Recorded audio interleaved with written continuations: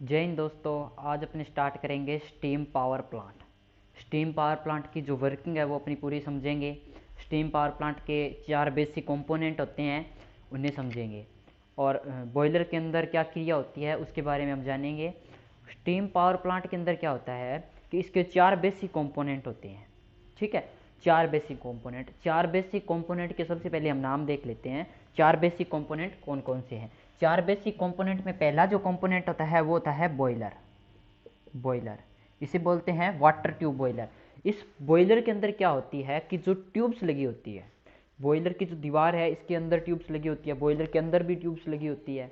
तो बॉयलर के अंदर और बॉयलर की दीवार के अंदर जो ट्यूब्स लगी होती है तो इसलिए इसे बोलते हैं वाटर ट्यूब बॉयलर, क्योंकि उन ट्यूब्स के अंदर क्या होता है, वाटर का फ्लो होता है। वाटर का जब फ्लो होता है इन ट्यूब्स के अंदर तो इसे बोलते हैं वाटर ट्यूब बॉयलर। तो हम एक सिंपल याद रखेंगे बॉयलर। 4 कंपोनेंट बताए थे, पहला था बॉयलर, एक नंबर है बॉयलर। और दूसरा है, दूसरे को बोलते हैं steam turbine. Steam turbine, steam turbine, दूसरे को बोलेंगे हम स्टीम टरबाइन। ठीक है, पहला था बॉयलर यानी वाटर ट्यूब बॉयलर, दूसरा था टरबाइन यानी स्टीम टरबाइन, और तीसरा तीसरा है हमारे पास कंडेंसर। कंडेंसर, कंडेंसर तीसरा है कंडेंसर, और चौथा होता है pump. Pump steam power plant में ये मुख्य कंपोनेंट होते हैं। मुख्य कंपोनेंट 4 होते हैं, कौन कौन से। वाटर ट्यूब बॉयलर जिसके अंदर वो ट्यूब्स लगी होती है जिसमें वाटर का फ्लो होता है, इसलिए इसे बोलते हैं वाटर ट्यूब बॉयलर। और दूसरा दूसरा कंपोनेंट होता है स्टीम टरबाइन। Steam turbine. और तीसरा तीसरा होता है कंडेंसर। तीसरा कंडेंसर, और चौथा चौथा होता है पंप। 4 हो गए, कौन कौन से 4 हो गए। बॉयलर, स्टीम टरबाइन, कंडेंसर और pump. Boiler, steam turbine, condenser और पंप, ये 4 प्रकार के कंपोनेंट होते हैं। अब देखिए स्टीम पावर प्लांट वर्क कैसे करता है। तो इसमें जो अपने फ्यूल के रूप में जिस चीज़ का उपयोग करते हैं ना, फ्यूल के रूप में, फ्यूल के रूप में, फ्यूल के रूप में, फ्यूल के रूप में हम उपयोग करते हैं उसे बोलते हैं हम कोल। कोल यानी कोयले का उपयोग करते हैं, कोयला, कोयला। फ्यूल के रूप में किसका उपयोग करते हैं हम, कोल का उपयोग करते हैं। तो हमने देखा होगा कि ट्रेन द्वारा हमने कोल आते हुए जरूर देखा होगा, सबने देखा होगा। तो ट्रेन द्वारा क्या आता है, ट्रेन, या जिसे इंग्लिश में रेल के ट्रेन कहते हैं, ट्रेन। ठीक है, ट्रेन द्वारा कोल आते सबने देखा है। तो ट्रेन द्वारा क्या होता है, कोल आता है तो उसे पावर प्लांट का जो कोल स्टोरेज होता है उसमें जमा कर लिया जाता है, ताकि जब भी हमें कोल की ज़रूरत पड़े तो हम यहाँ से सरलता से कोल को उपलब्ध कर पाएँ। ठीक है, और उसको यूटिलाइज यानी उपयोग कर सकें। तो यहाँ कोल स्टोरेज के अंदर कोल को क्या किया जाता है, स्टोर किया जाता है। उसके बाद इसको कन्वेयर बेल्ट द्वारा कोल हैंडलिंग प्लांट में भेजा जाता है। कोल हैंडलिंग प्लांट में भेजा जाता है। कोल हैंडलिंग प्लांट में क्या होता है, कोल हैंडलिंग प्लांट के अंदर जो कोल है उसको बिल्कुल पाउडर फॉर्मेट में बनाए। तो कोल के अंदर क्या होता है, कोल को फिर क्या करते हैं, कोल को यहाँ पाउडर के रूप में बनाते हैं, पाउडर बना लेते हैं बिल्कुल कोल का। अब उस पाउडर को क्या करते हैं, आगे बॉयलर में भेजते हैं जलने के लिए। ठीक है, क्योंकि अब हम लोगों ने फिजिक्स में भी पढ़ा होगा, सबने जरूर पढ़ा होगा, क्योंकि स्टीम पावर प्लांट है तो इसका एक चीज़ आपने जरूर पढ़ी होगी इसमें फिजिक्स के अंदर, कि जो यदि किसी चीज़ को जलाना है, ठीक है, किसी चीज़ को जलाना है, यदि उसका सरफेस एरिया ज़्यादा है तो वो ज़्यादा आसानी से जलेगा, सरफेस एरिया कम है तो थोड़ा जलने में आसानी उसको नहीं होगी। और क्या होता है, एक जलने के लिए हमें किस चीज़ की ज़रूरत पड़ती है, यानी किसी चीज़ को जलाना है तो उसके लिए एयर की ज़रूरत पड़ती है। किसी चीज़ को जलाना है तो एयर की ज़रूरत पड़ती है, और दूसरा उसका सरफेस एरिया क्या होना चाहिए, ज़्यादा। तो यहाँ क्या किया जाता है, कोल का सरफेस एरिया बढ़ाया जाता है कोल हैंडलिंग प्लांट में। ठीक है, यानी उसको पाउडर बना लिया जाता है, तो अपने घरों में पाउडर लगाते हैं उस फॉर्मेट में बना लिया जाता है, उसे भेज दिया जाता है बॉयलर के अंदर। अब क्या होगा, बॉयलर के अंदर कोल जलेगा, बॉयलर के अंदर कोल जलेगा, और बॉयलर में रहता है पानी। अब पानी को वो जब कोल जलेगा तो पानी को किस में कन्वर्ट कर देगा, भाप में यानी स्टीम में। अब मैं स्टीम बोलूँगा क्योंकि टेक्निकल टर्म होती है स्टीम। ठीक है, तो हम उसको किस में कन्वर्ट हो जाएगी, वो स्टीम में, यानी वाटर जो है वो स्टीम में कन्वर्ट हो जाएगा। अब वो स्टीम क्या करेगी, स्टीम जब यहाँ से गुजरेगी तो वो स्टीम हो जाएगी सुपर हीट। स्टीम जब यहाँ से बॉयलर से होते हुए यहाँ से आएगी तो वो हो जाएगी सुपर हीट। यानी एक तो स्टीम बनती है, एक स्टीम को और ज़्यादा हीट देना यानी सुपर हीट करना, यानी इस स्टीम को क्या करते हैं हम, ड्राई कर देते हैं, ड्राई कर देते हैं। यहाँ क्या होता है, इसका प्रेशर बढ़ जाता है, प्रेशर और टेम्परेचर बढ़ने के बाद उसे मेन वाल्व से होते हुए टरबाइन में लाते हैं। टरबाइन में जब स्टीम आती है तो इसका प्रेशर जो है, स्टीम जो टरबाइन में आती है उसका प्रेशर और टेम्परेचर जो है वो हाई होता है, प्रेशर और टेम्परेचर हाई होता है। ठीक है, तो यहाँ जब ये प्रेशर, हाई प्रेशर से स्टीम जब टरबाइन पे गिरेगी, यानी टरबाइन की जब ब्लेड से टकराएगी तो ये टरबाइन घूमने लगेगा, टरबाइन घूमने लगेगा। मेन काम यही था, टरबाइन घुमाना था हमें। तो क्या हुआ कि जब ये हाई प्रेशर की स्टीम जब टरबाइन पे टकराई तो टरबाइन के ब्लेड जो है वो घूमने लगे। टरबाइन के ब्लेड जब घूमने लगे तो यानी क्या हुआ कि यहाँ से जो आई स्टीम, तो उसके पास एनर्जी थी, स्टीम के पास जो एनर्जी थी वो थी काइनेटिक एनर्जी। यानी स्टीम की क्या थी? Kinetic energy. यानी उसकी गति के कारण या उसके दाब के कारण जो एनर्जी थी, यानी गति के कारण जो एनर्जी थी वो क्या थी उसके पास? Kinetic energy. जब इसकी ये ब्लेड पे टकराई तो ब्लेड उस टरबाइन को घुमाया, उसने घुमाया तो टरबाइन ने क्या किया? इस काइनेटिक एनर्जी को किस में कन्वर्ट कर दिया? मैकेनिकल एनर्जी में, मैकेनिकल एनर्जी में कन्वर्ट कर दिया। अब क्या हुआ? मैकेनिकल एनर्जी में कन्वर्ट करने का मतलब है जब वो टरबाइन घूमेगी तो उसकी शाफ्ट घूम रही है, नहीं वो मैकेनिकल एनर्जी है। अब क्या हुआ? ये शाफ्ट घूम रही है तो ये घुमाएगी आगे जनरेटर को। तो जनरेटर में क्या होगा? जनरेटर क्या करेगा? जो शाफ्ट घूम रही थी, यानी उसके पास कौन सी एनर्जी थी? अभी बताया है, कौन सी एनर्जी थी? Mechanical energy. तो क्या हुआ कि जनरेटर क्या करेगा? इस मैकेनिकल एनर्जी को लेकर और इसे किस में बदल देगा? इलेक्ट्रिकल एनर्जी में, इलेक्ट्रिकल एनर्जी में। ठीक है, टरबाइन में जो स्टीम आ रही थी उस स्टीम ने क्या किया? अपनी काइनेटिक एनर्जी देकर, और टरबाइन ने क्या किया? उसे मैकेनिकल एनर्जी में कन्वर्ट कर दिया। यानी वो घूम रहा है वो मैकेनिकल एनर्जी है, और जो आके ऊपर स्टीम लगी है उसकी ब्लेड्स पे वो थी काइनेटिक एनर्जी, उसके कारण वो घूमने लगा था।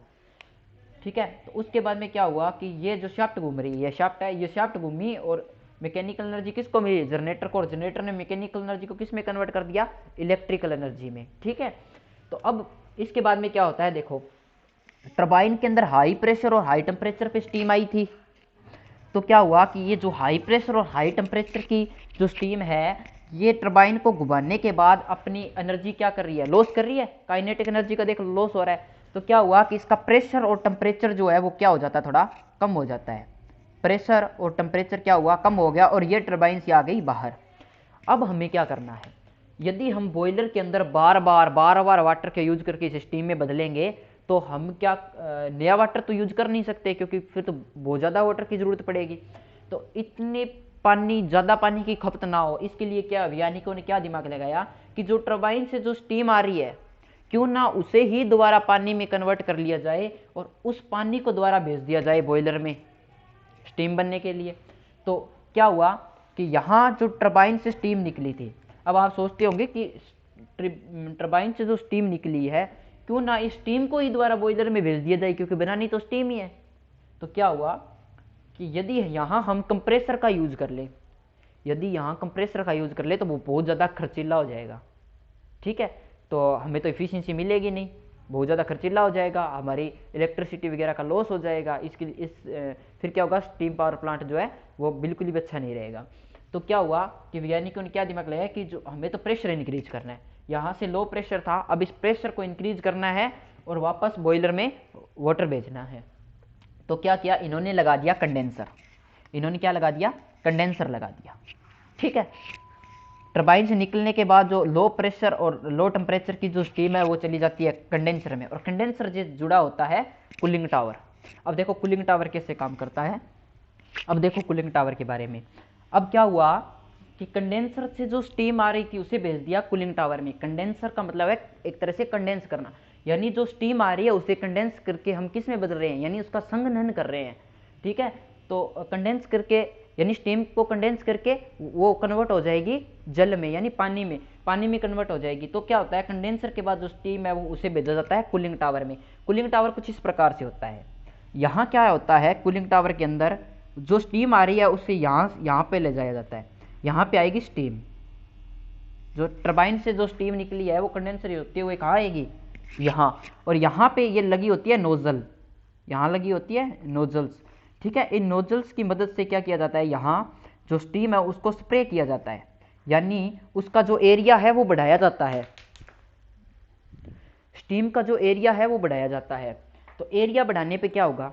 एरिया बढ़ाने पे ये ऐसे एरिया इसका बढ़ जाएगा।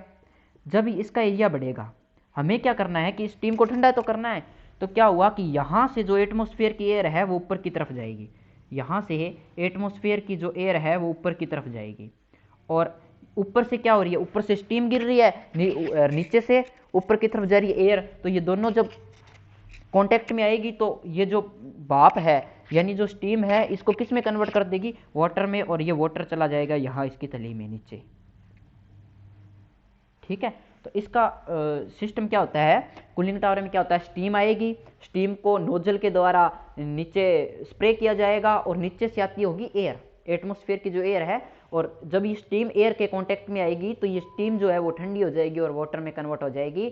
ठीक है, अब देखिए जब ये स्टीम वाटर में कन्वर्ट होगी, स्टीम जब वाटर में कन्वर्ट होगी, अब मान लीजिए, अब आपने यहाँ भी देखा होगा ये जो कूलिंग टावर है इसमें आपने यहाँ पे कुछ धुआं सा निकलता हुआ देखा होगा, जरूर देखा होगा धुआं सा निकलता हुआ।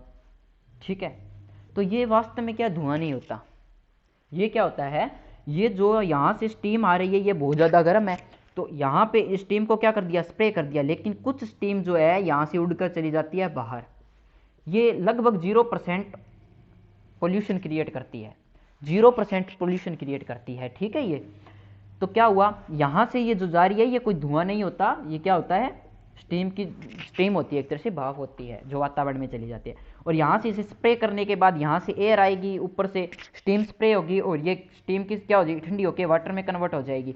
अब क्या हुआ, कुछ यहाँ पे वाटर का लॉस हुआ, जो स्टीम में कन्वर्ट हो गई, स्टीम उड़ के जो बाहर चली गई तो कुछ लॉस हुआ, तो इस लॉस को पूरा करने के लिए आगे लगा होता है रिजर्वायर, और उससे आगे होती है रिवर या कोई नहर वगैरह होती है। तो रिजर्वायर से क्या होता है, कूलिंग टावर में वाटर आता है, ठीक है, उस वाटर की भरपाई करने के लिए। अब क्या हुआ, कूलिंग टावर में वाटर आएगा, अब ये दोनों वाटर मिलके चले जाएंगे कंडेंसर में, अब ये वाटर ठंडे हैं, अभी ठंडे हैं, तो आगे क्या होगा, ये कंडेंसर क्या करेगा, इन जो ये वाटर आया है इसे बोलते हैं फीड वाटर, और ये फीड वाटर को भेज देगा पंप द्वारा आगे इकोनोमाइजर में। ठीक है, और ये पंप क्या करेगा, ये पंप करेगा कि जो फीड वाटर है इसको कहाँ भेज रहा है, इकोनोमाइजर में, और इसका प्रेशर क्या कर देगा, इंक्रीज कर देगा। पंप करेगा तो प्रेशर इंक्रीज होगा, नॉर्मल सी बात है। तो जब पंप होगा, फीड वाटर जो पंप होगा तो क्या होगा, प्रेशर इंक्रीज होगा। हमें क्या करना था, टरबाइन से जो स्टीम निकली उसका प्रेशर कम था, प्रेशर बढ़ाना था, प्रेशर बढ़ा दिया, हमारा काम पूरा। अब आगे जो सिस्टम चल रहा था वही चलेगा दोबारा। तो क्या हुआ, यहां से अब जो फीड वाटर है वो जाएगा इकोनोमाइजर में। ठीक है, फीड वाटर जो है इकोनोमाइजर में जाएगा। अब देखो, अब इकोनोमाइजर में आपको बताता हूं, सबसे पहले मैं आपको यहां बॉयलर बताता हूं ताकि आपको ये पूरा का पूरा फंडा जो है वो समझ में आ जाए। देखो भाई, ये होता है बॉयलर, ये होता है बॉयलर। इस बॉयलर में क्या होता है, ट्यूब्स लगी होती है, इसलिए इसे क्या बोलते हैं, वाटर ट्यूब बॉयलर। इसे क्या बोलते हैं, water tube, water tube boiler, water tube boiler बोलते हैं, क्योंकि इसमें ट्यूब लगी होती है। ये बॉयलर है, इसमें ट्यूब लगी होती है, और ट्यूब के अंदर किसका फ्लो होता है, पानी का, तो इसलिए इसे बोलते हैं वाटर ट्यूब बॉयलर। तो इसकी जो ये दीवार है इसके अंदर ट्यूब्स लगी होती है, इस दीवार के अंदर क्या लगी होती है, ट्यूब्स लगी होती है। ठीक है, अब जो ट्रेन से जो कोल आया था वो किस में आएगा, कोल्ड स्टोरेज में, कोल्ड स्टोरेज से बाद कोल हैंडलिंग प्लांट में, और यहाँ इसे पाउडर फॉर्मेट में बना लिया जाएगा। उसके बाद ये पहुंचेगा बॉयलर में। जब ये बॉयलर में पहुंचता है, जब ये बॉयलर में पहुंचता है तो यहाँ पे ये कोल जलेगा, यहाँ कोल जलेगा। ठीक है, ये कोल जलेगा, तब क्या होगा कि यहाँ ये होता है स्टीम ड्रम, इसे बोलते हैं steam drum, steam drum, steam drum. तो यहां से एक पाइप निकली होती है जो जाएगी यहाँ, इसके अंदर वाटर का जो है फ्लो होता है, यहां से पानी आएगा और ये जो दीवार के अंदर जो ट्यूब्स बनी है इसमें चला जाएगा दोनों तरफ। ठीक है, यहां से जाएगा और ये यहां से होता हुआ वापस जाएगा स्टीम ड्रम के अंदर। ठीक है, स्टीम ड्रम के अंदर चला जाएगा। अब देखो, स्टीम ड्रम से वाटर आ रहा है, यहाँ कोल जल रहा है। अब ये कोल की जो एनर्जी है, कोल की जो ऊष्मा है, ये कोल की ऊष्मा कौन ले लेगा, वाटर ले लेगा जो ट्यूब के अंदर फ्लो हो रहा है, और ये वाटर यहाँ से किस में कन्वर्ट होना स्टार्ट हो जाएगा, ये जो है ये वाटर किस में कन्वर्ट होना स्टार्ट हो गया, अब स्टीम के अंदर। ये वाटर स्टार्ट हो गया स्टीम के अंदर कन्वर्ट होना। लेकिन क्या हुआ, कि ये जो स्टीम में कन्वर्ट हुई है, ये स्टीम इकट्ठी हो रही है यहाँ पर, ठीक है। तो ये स्टीम क्या है, पूरी तरह से सूखी नहीं है, यानी ड्राई नहीं है। यदि इस स्टीम को हम सीधा टरबाइन में भेज दें तो टरबाइन की जो ब्लेड है वो खराब हो जाएगी, वो डैमेज हो सकती है, उस पर जंग लग सकती है। तो वैज्ञानिकों ने क्या दिमाग लगाया, कि उन्होंने सोचा कि जो ये कोल जला रहे हैं, इसकी जो गैस निकलेगी, जो इसकी गैसेज बाहर निकलेगी, जो गैसेज यहाँ से जाएगी, इस प्रकार से जो गैसेज जाएगी, ये गैसेज बहुत ज़्यादा गर्म होती है। ये गैसेज बहुत ज़्यादा गर्म होती है, तो क्यों ना हम इनका उपयोग कर लें। तो इनका उपयोग इन्होंने किस प्रकार से किया, तो इन्होंने क्या किया, इस ड्रम से एक पाइप और निकाल दी, यानी ट्यूब और निकाल दी, जिसके अंदर इन्होंने किसका फ्लो करा दिया, अब स्टीम का फ्लो करवा दिया। इसके अंदर इन्होंने फ्लो करवा दिया स्टीम का। अब यहाँ पे जो पानी आ रहा था, ये यहाँ से स्टीम में कन्वर्ट हो गया, स्टीम यहाँ, और यहाँ से स्टीम जो है वापस यहाँ चली गई। तो ये एग्जॉस्ट गैसेज, यानी जो गर्म गैसेज है, जिनको फ्लू गैसेज बोलते हैं, ये फ्लू गैसेज कहाँ जा रही है, इधर जा रही है। तो ये फ्लू गैसेज क्या करेगी, इन ट्यूब्स के अंदर जो स्टीम है उन्हें क्या करेगी, और ज़्यादा हीट कर देगी, यानी उन्हें किस में बदल देगी, सुपर हीट कर देगी। उनको क्या कर देगी, सुपर हीट, और किस में बदल देगी, ड्राई स्टीम में कन्वर्ट कर देगी। तो ये जो सिस्टम है ना, इसे बोलते हैं हम सुपर हीटर, यानी हीट को ये क्या कर रही है, सुपर हीट कर रही है, तो इसे बोलते हैं हम सुपर हीटर। ये इसे क्या कर रही है, सुपर हीट कर रही है। तो क्या हुआ, ये फ्लू गैसेज क्या कर रही है, इस स्टीम को सुपर हीट कर रही है। अब ये देखो, ये बॉयलर था, अब यहां से ये फ्लू गैसेज निकली और इसे क्या कर दिया, सुपर हीट। ये देखो स्टीम आ रही है, सुपर हीटर के अंदर स्टीम आ रही है, सुपर हीटर के अंदर, और ये फ्लू गैसेज जा रही है और इसको क्या कर रही है, सुपर हीट। फ्लू गैसेज जा रही है और इसे क्या कर रही है, सुपर हीट। अब क्या हुआ, अब जो ये फ्लू गैसेज है, ये जो स्टीम है, अब ये स्टीम जाएगी आगे मेन वाल्व में। अब ये स्टीम चली गई मेन वाल्व में, और मेन वाल्व से चली गई टरबाइन में, और टरबाइन क्या करेगा, स्टीम की जो काइनेटिक एनर्जी है उसे किस में बदल देगा, मैकेनिकल एनर्जी में, यानी वो शाफ्ट घूमेगी और वो शाफ्ट घुमाएगी जनरेटर को, और जनरेटर क्या करेगा, मैकेनिकल एनर्जी को इलेक्ट्रिकल एनर्जी में कन्वर्ट कर देगा और इलेक्ट्रिसिटी जनरेट हो जाएगी। और यहाँ पे जो टरबाइन में जो बाकी बची जो स्टीम है वो किस में आ जाएगी, कंडेंसर में, कंडेंसर से कूलिंग टावर में। कूलिंग टावर का सिस्टम बता दिया। अब क्या हुआ, कूलिंग टावर में जो वाटर बना उसे कंडेंसर में, और कंडेंसर क्या करेगा, उसे पंप करके और भेज देगा इकोनोमाइजर में। अब देखो इकोनोमाइजर का क्या काम होता है, जो ये फ्लू गैसेज आ रही है, ये सुपर हीटर से होते हुए किस में जा रही है, इकोनोमाइजर में। यानी अब देखो, यहां से हमने पानी भेजा, जो फीड वाटर भेजा ये ठंडा था, हमें क्या करना है, उस फीड वाटर को स्टीम में तो कन्वर्ट करना है, यानी उस वाटर को पहले हम करेंगे गर्म, फिर वो स्टीम में कन्वर्ट होगा। तो उसको बॉयलर में गर्म करने के बजाय जो इसकी फ्लू गैसेज आ रही है, क्यों ना उनसे ही पहले थोड़ा गर्म कर ले, जो फ्लू गैसेज जा रही है उनसे ही गर्म कर ले। तो यहाँ एक डिवाइस लगी होती है जिसे बोलते हैं इकोनोमाइजर, और फीड वाटर जब इसके अंदर जाता है तो यहाँ से गुजरती है फ्लू गैसेज, और इकोनोमाइजर में जो ये फीड वाटर है उसे कुछ गर्म कर देती है, कुछ हद तक गर्म करने के बाद उसे भेज देती है बॉयलर में। अब ये जो इकोनोमाइजर ये लगा कहाँ होता है, तो इकोनोमाइजर कुछ इस प्रकार से यहाँ लगा होता है, ये ट्यूब्स होती है इस प्रकार से, ठीक है। इकोनोमाइजर यहाँ लगा होता है, और ये इकोनोमाइजर क्या करता है, देखो इकोनोमाइजर के अंदर यहाँ से आ रहा है फीड वाटर, इकोनोमाइजर में यहाँ से आ रहा है फीड वाटर। अब ये निकल रही है एग्जॉस्ट गैसेज, जो गर्म गैसेज है, फ्लू गैसेज है, यहाँ से निकलेगी। तो क्या हुआ कि अब इनकी फ्लू गैसेज की जो एनर्जी है उनको भी यूटिलाइज कर लिया गया, ताकि हमारी स्टीम पावर प्लांट की एफिशिएंसी अच्छी रहे। तो इसको क्या है, इकोनोमाइजर में गर्म कर लिया गया, इसे बोलते हैं इकोनोमाइजर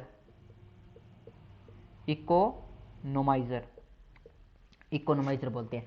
अब इस इकोनोमाइजर में इसे गर्म कर लिया, अब ये पानी कुछ हद तक गर्म हो गया, तो अब इसे भेज देंगे वापस हम इस ड्रम के अंदर।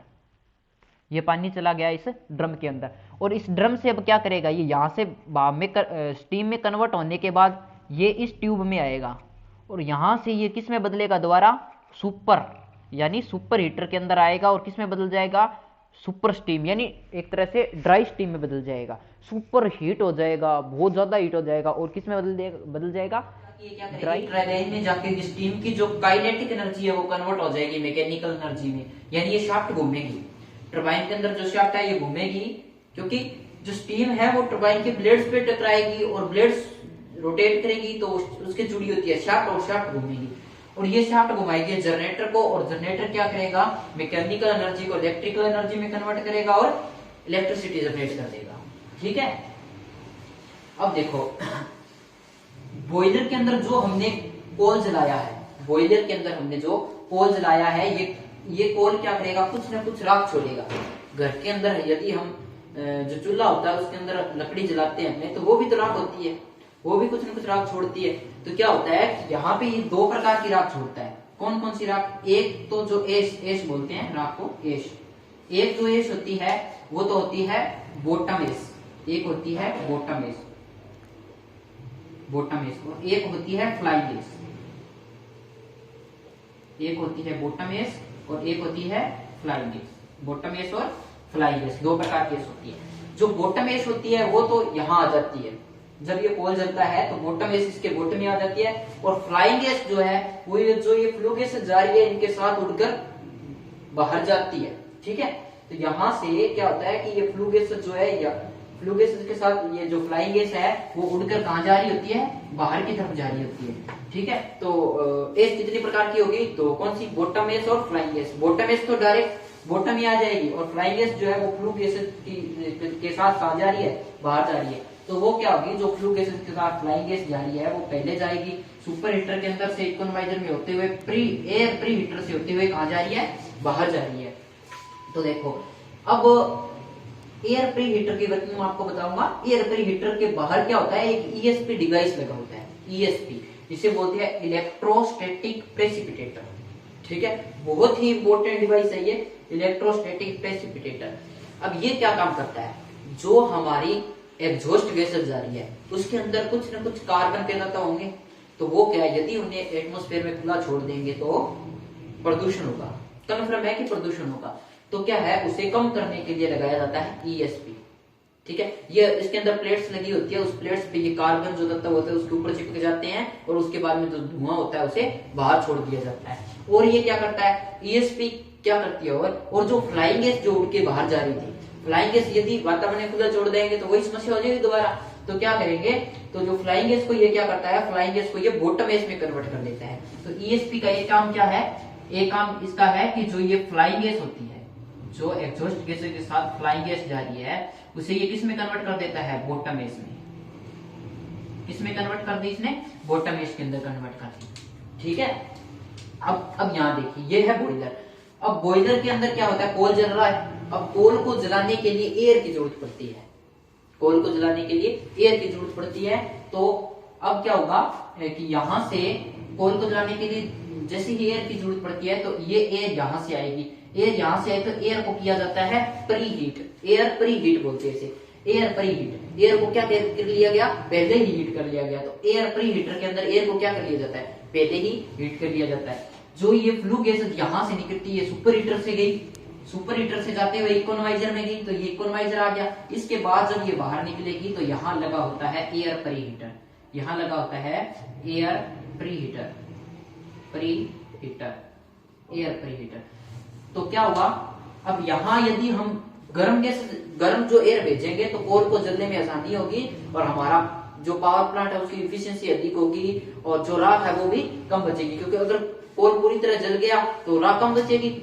ठीक है, तो एयर को यहाँ क्या, एयर प्री हीटर में क्या किया जाता है, एयर को पहले ही गर्म कर लिया जाता है, फिर उसे बॉयलर में भेजा जाता है। ठीक है, और अब जब ये एश जो है ये बॉटम एश में बदल गई, फ्लाइंग एश जो है बॉटम एश में बदल गई, तो यहाँ एक प्लांट बना होता है जिसे बोलते हैं एश हैंडलिंग प्लांट। एश को क्या किया जाता है, बॉयलर से बाहर निकाल के यहाँ रखा जाता है, उसके बाद में इसे स्टोर कर लिया जाता है बाहर, तो इसे बोलते हैं एश स्टोरेज। और इसके आगे बाहर इसे जैसे सीमेंट फैक्ट्री वगैरह में भेज दिया जाता है। ठीक है, तो अब जो स्टीम पावर प्लांट है ये आपका पूरा हो गया। एक बार हम इसका रिव्यू दोबारा लेते हैं।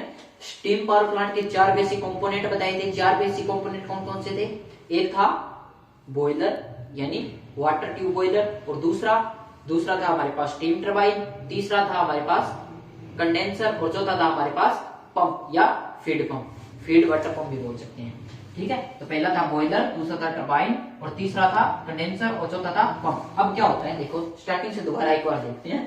स्टार्टिंग में ट्रेन आएगी, ट्रेन कोल लेके आएगी, उसे कोल्ड स्टोरेज के अंदर जमा कर लेंगे कोल, और उसे बाद में जब जरूरत पड़ेगी तो कोल हैंडलिंग प्लांट में वहां उसे पाउडर फॉर्मेट में बदलेंगे। उसके बाद बॉयलर में लाके कोल को जलाएंगे। बॉयलर की दीवार में क्या होती है, ट्यूब्स होती है जिसके अंदर पानी का फ्लो होता है। अब ये पानी जो है वो स्टीम में कन्वर्ट हो जाएगा। स्टीम में कन्वर्ट होने के बाद यहाँ इसके ऊपर लगा होता है सुपर हीटर। सुपर हीटर के अंदर से जब ये ट्यूब गुजरी है, इसके अंदर से जब स्टीम गुजरेगी तो वो स्टीम हो जाएगी सुपर हीट, यानी उसकी हीट बहुत ज्यादा हो जाएगी। अब ये सुपर जो हीट है, ये सुपर हीटर लगा है, ये सुपर हीट आगे जाएगी मेन वाल्व से होते हुए टरबाइन में। यहाँ टरबाइन में जब ये पहुंचेगी तो इसका प्रेशर और टेम्परेचर बहुत ज्यादा होगा। टेम्परेचर और प्रेशर ज्यादा होने के कारण ये अपनी जो काइनेटिक एनर्जी है, तो ये टरबाइन क्या करेगा, इसकी काइनेटिक एनर्जी को मैकेनिकल एनर्जी में कन्वर्ट कर देगा। यानी जब ये स्टीम आके टरबाइन के ब्लेड्स पे टकराएगी तो ये जो टरबाइन की ब्लेड्स के कारण शाफ्ट घूमेगी, और शाफ्ट घूमेगी तो शाफ्ट घूमना क्या है, मैकेनिकल वर्क तो है, मैकेनिकल एनर्जी तो है। तो ये क्या, शाफ्ट घूमेगी और शाफ्ट घुमाएगी जनरेटर को। जनरेटर क्या करेगा, मैकेनिकल एनर्जी को इलेक्ट्रिकल एनर्जी में कन्वर्ट कर देगा और हमारी इलेक्ट्रिसिटी जनरेट होगी। और यहाँ से टरबाइन से जो वापस स्टीम निकली उसका प्रेशर क्या था, कम था, तो इससे हम क्या करना है, वापस इसका प्रेशर बढ़ाना है। तो इसकी एक टेक्निक है कि इसी द्वारा पानी बना लिया जाए। तो इसको दोबारा पानी में बनाने के लिए इसे भेजेंगे कंडेंसर। कंडेंसर यानी एक तरह से कंडेंस करना, यानी संघनन करना। तो इसे संघनित करेंगे और संघनित करने के लिए भेज दिया कूलिंग टावर में। कूलिंग टावर में क्या होती है, नोजल लगी होती है, नोजल से इसे स्प्रे किया जाता है नीचे की तरफ, और नीचे से जो एटमॉस्फेयर की एयर है वो ऊपर आती है, दोनों कॉन्टेक्ट में आएंगे, और दोनों कॉन्टेक्ट में आने के बाद क्या होगा कि जो स्टीम है वो ठंडी हो जाएगी और पानी में कन्वर्ट हो जाएगी। अब क्या होगा, जब ये स्टीम पानी में कन्वर्ट होगी तो उसे भेज दिया कंडेंसर में, और कंडेंसर क्या करेगा, इस फीड वाटर को पंप करेगा यहाँ से, और ये फीड वाटर भेज देगा इकोनोमाइजर में। इकोनोमाइजर के अंदर क्या जा रही थी, फ्लू गैस, जो इसे क्या कर देगी, पहले ही थोड़ा गर्म कर देगी और इसे भेज देगी बॉयलर में। अब बॉयलर में क्या होगा, बॉयलर में क्या होगा, इसे दोबारा सुपर हीट किया जाएगा। बॉयलर में इसे स्टीम में बदला जाएगा और फिर इसे सुपर हीट करके वापस टरबाइन में, और टरबाइन से जनरेटर में भेज दिया जाएगा। ठीक है। और बॉयलर में जो एस बचेगी, एस दो प्रकार की, कौन कौन सी, बॉटम एस और फ्लाइंग एस। बॉटम एस जो है नीचे तली में बैठ जाती है, और फ्लाइंग एस उड़कर जो बाहर जाती है, बाहर जाती है तो ऊपर एक डिवाइस लगी होती है जिसे बोलते हैं ईएसपी डिवाइस, इलेक्ट्रोस्टैटिक प्रेसिपिटेटर। ये क्या करती है, ये फ्लाइंग गैस को बॉटम एस में कन्वर्ट करती है और कार्बन तत्वों को बाहर जाने नहीं देती। और उसके बाद में यहाँ क्या बना होता है, वो एश हैंडलिंग प्लांट। एश हैंडलिंग प्लांट में क्या होता है, एश आ जाती है, उसके बाद उसे स्टोर कर लिया जाता है और आगे भेज दिया जाता है। और यहाँ देखिए इसके आगे यहाँ चिमनी लगी होती है, जो फ्लू के साथ जा रही है बाहर, लास्ट में जो चिमनी लगी होती है, और चिमनी की ऊंचाई बहुत ज्यादा रखी जाती है। इसलिए ज्यादा रखी जाती है ताकि जो हम धुआं छोड़े वो एटमॉस्फेयर में बहुत ऊंची जाके निकले, क्योंकि धुआं जब ऊपर निकलेगा तो जो स्टीम पावर प्लांट के पास जो वर्कर काम कर रहे हैं उन्हें कोई लॉस ना हो, इसका कोई इफेक्ट ना पड़े, इसलिए जो चिमनी है उसकी ऊंचाई बहुत ज्यादा रखी जाती है। ठीक है। और जो यहाँ पे कूलिंग टावर से जो भाप निकलती है वो कोई पोल्यूशन क्रिएट नहीं करती, और ना कोई वो धुआं है, वो ओनली स्टीम है, और धुआं निकलता है सिर्फ यहाँ पे। ठीक है। आज के लिए इतना ही, मिलेंगे अगली क्लास में, तब तक जय।